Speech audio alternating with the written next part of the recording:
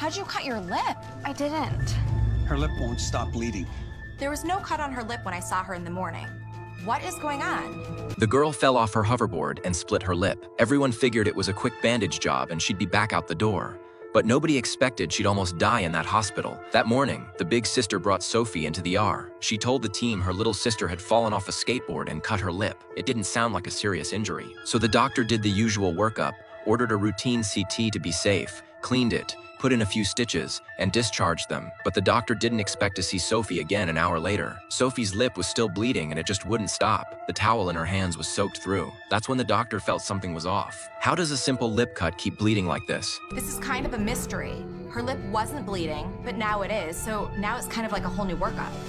The doctor's first thought was that the stitches must have popped. But when the doctor flipped her lip up and checked it again and again, the stitches were still intact. There was no new tear, no obvious new wound on the surface, and yet blood kept welling up from deeper inside. Nothing on the outside explained why it wouldn't quit. That was the part the doctor couldn't explain. Why would her lip keep bleeding like this? The doctor immediately pulled up the CT from that morning and reviewed it again, hoping he'd missed something. But after going through it carefully, the doctor still couldn't find a problem on the scan. And right as the doctor was stuck there, confused, Sophie took a turn.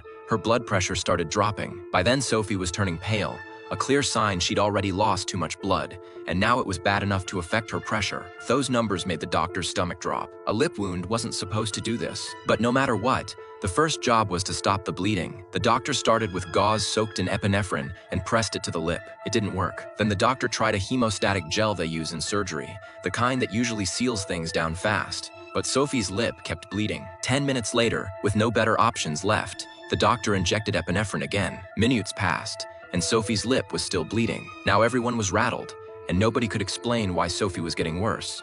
But what truly made the doctor's back go cold was the lab report. It showed Sophie already had blood loss anemia. That meant she'd lost far more blood than what the doctor could see on the surface. So how could a simple lip bleed put her into this kind of danger? Where was the rest of that blood going?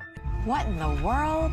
And it shows that she has blood loss anemia, which means she must really be bleeding. So now I'm super concerned, and it doesn't correlate to the injury at all. And right when the team couldn't make sense of it, Sophie's sister finally stepped forward and said, voice shaking, she might have caused this.